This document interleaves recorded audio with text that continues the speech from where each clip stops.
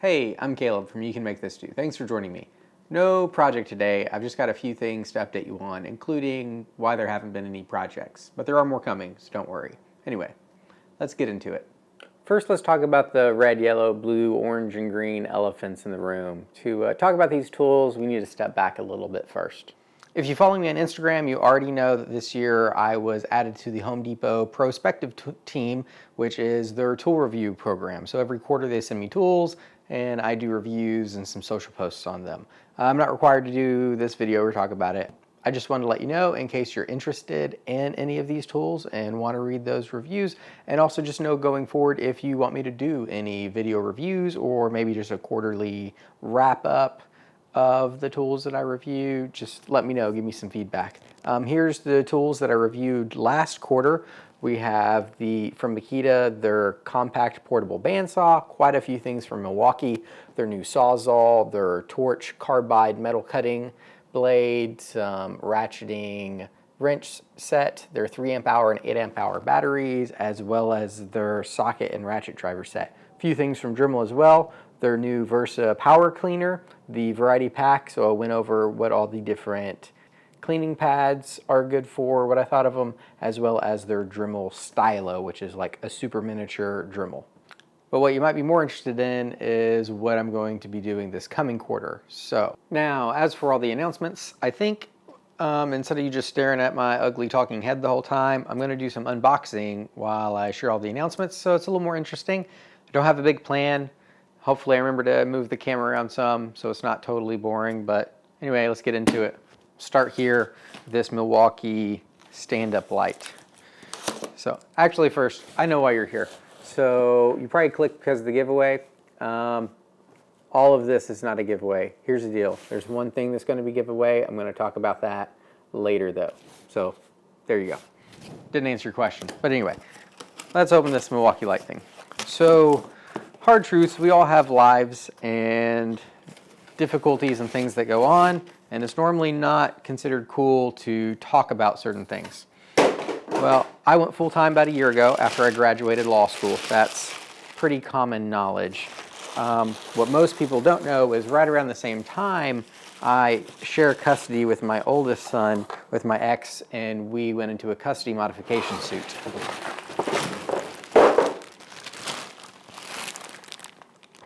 That's big.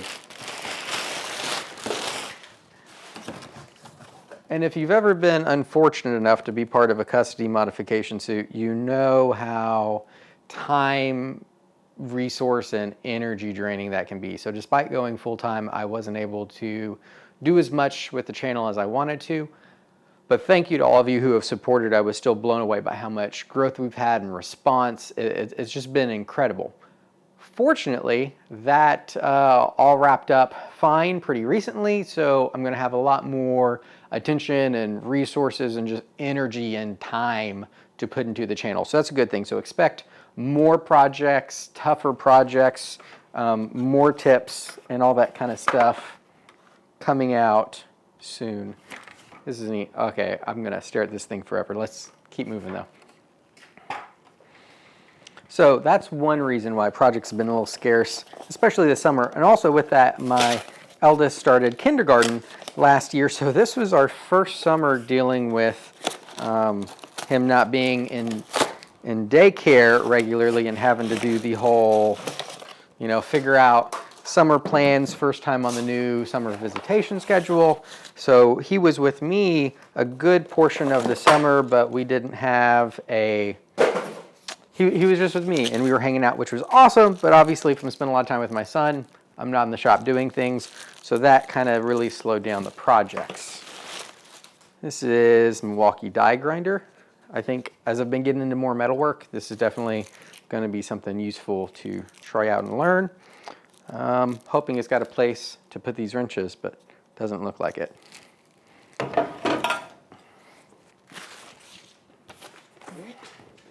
But he just went back to school, so that's another thing that's kind of helped me have time to shop.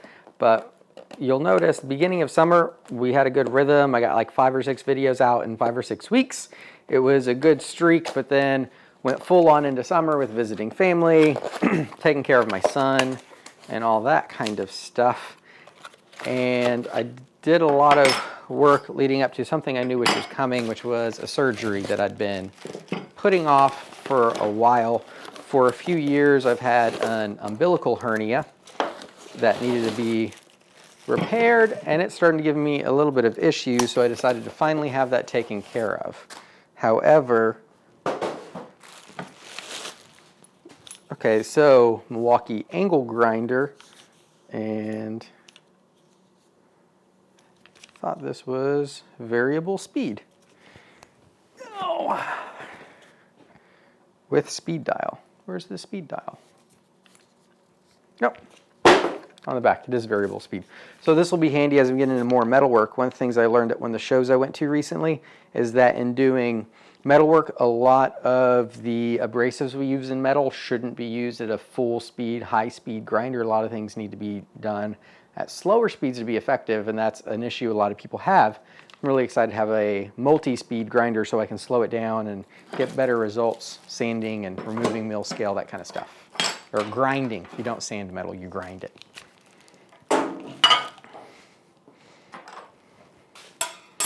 So anyway, the gloves. Beginning of July, I had my operation, which went fine. Everything was repaired, but with that, the recovery was 6 weeks. 6 weeks on a 10-pound lifting limit. And working in a wood shop trying to do projects, that's really limiting. So I overlapped that with the time I was going to be with my son.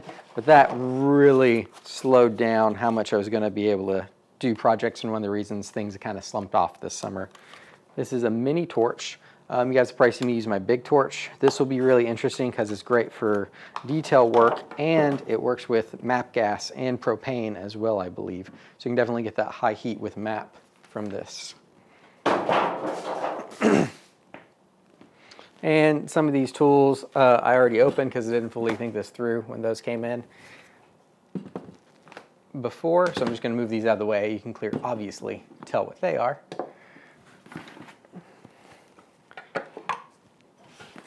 And this giant Milwaukee level, set that out of the way.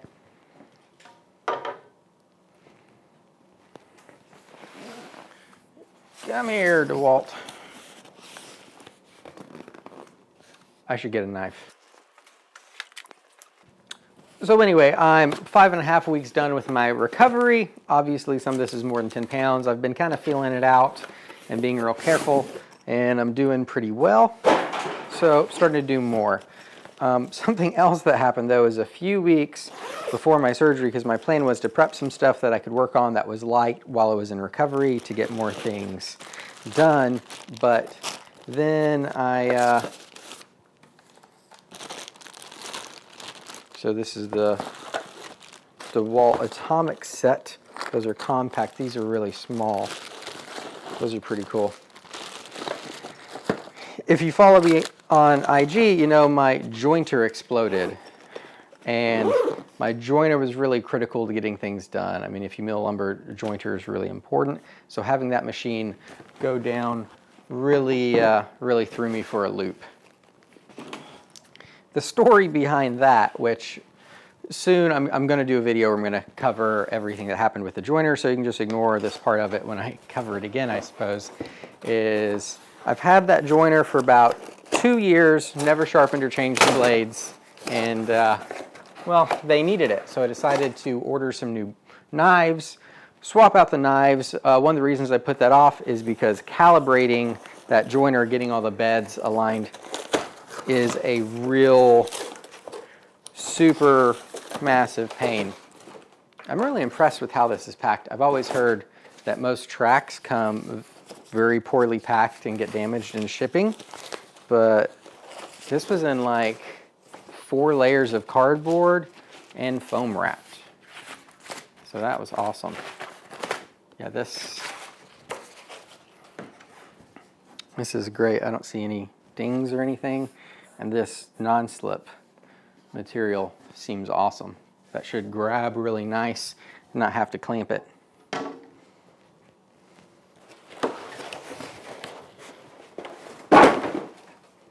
So as I was saying, calibrating my joiner beds to the knives and everything's a real pain. But I decided to go ahead and do that. I did it. I thought everything was great. I ran it for a few minutes and stopped it, tightened down all the bolts as one does to make sure that nothing had worked loose and everything was tight enough. Kept using it, and then boom, I threw a knife. Definitely the scariest moment I've ever had in the shop. So this is cool. Okay, so that's not, this is more for just general vacuum stuff, I think, because this is fairly short. It'd be nifty to use that as a dust extractor, but being that short, like, it'd have a hard time going the full length of the track even. Be good for sanding though, probably. This has a HEPA filter. All right. Oh good, it's got tools. I like the onboard storage. Tools that don't have onboard storage for vacuums, that just drives me nuts. Ah, and that's where the battery goes.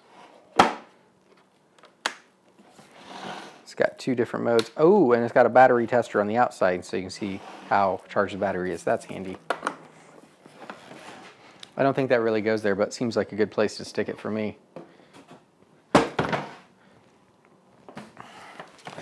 So I threw the knife in my joiner. Well, my joiner has a clamshell head, and then I started researching and found out that's kind of common. There were a few complicating factors there for me. The previous owner had put undersized planer knives in it, and that had allowed a lot of sawdust to get inside the clamping areas that are supposed to hold the knife. I didn't realize that, so I didn't completely disassemble the clamshell head and clean everything out. So I think part of what happened is when I put the right size knives in there, it was sandwiched with some sawdust. And even though I tightened it and then ran it and retightened it, some of that shifted as it was used more. And when it shifted, the knife came loose and, well, boom.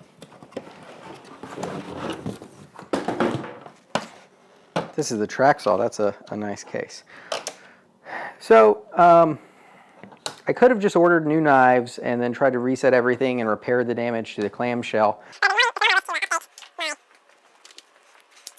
Try some scissors instead. But it's been on my list to upgrade that to a helical head at some point anyways.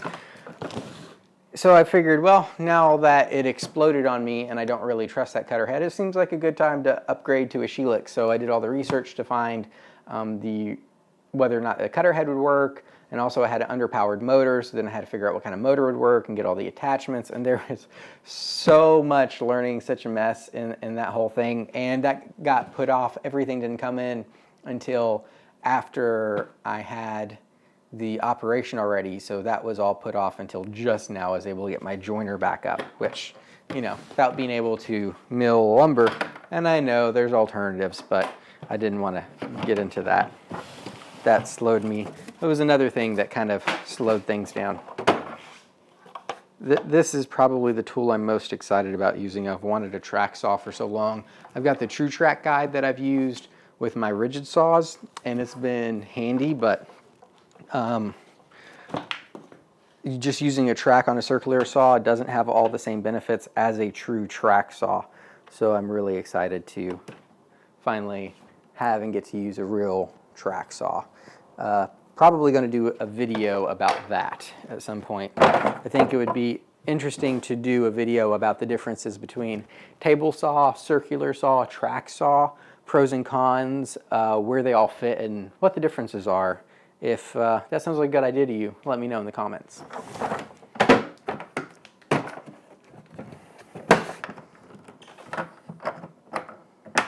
There we go. Yeah, I dig this sustainer style kind of case. If you're like a job guy, this is awesome. I wonder if I'm not really familiar with Makita boxes though. I wonder if they have more boxes that stack. The one thing that's interesting is I see these locks are the same that are on the bottom. So it looks like they're probably stackable and locked together.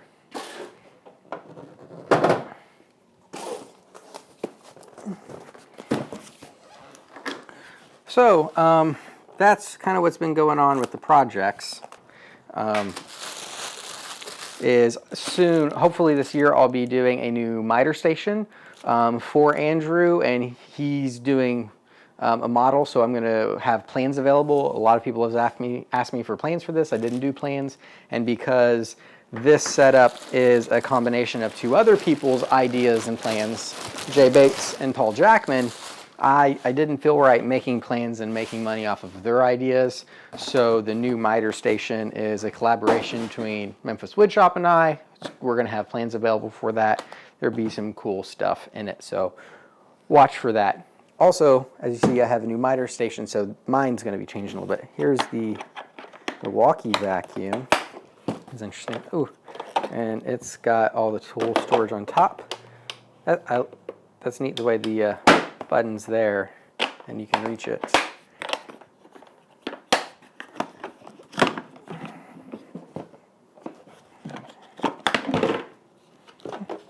Okay, so this one's not HEPA, it's just a regular paper filter.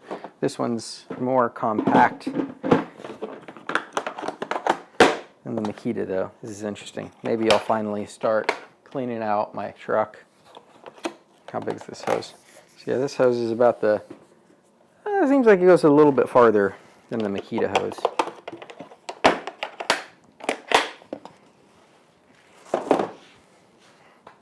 All right, the last one, the Makita. So I have the Hitachi, as you know. Well, since this bad boy came in, I'm going to be switching, and very soon, I know I said when I did this that I was going to do a video on finishing this area down here out. Obviously, I still haven't finished it out, so I haven't done a video on it. Still torn on what to do with it, but I think I have an idea. But I am going to do a new update video, and I'm going to finally enclose this and get the dust collection going. You might notice that I put a top on it, and it has a dust collection port there. This Makita is supposed to be one of the better in its class for dust collection at the saw, so I'm going to move my shop vac under here, hook up the shop vac, and also have the ambient for my dust collection pulling, and hopefully get dust under control at this area. Oh,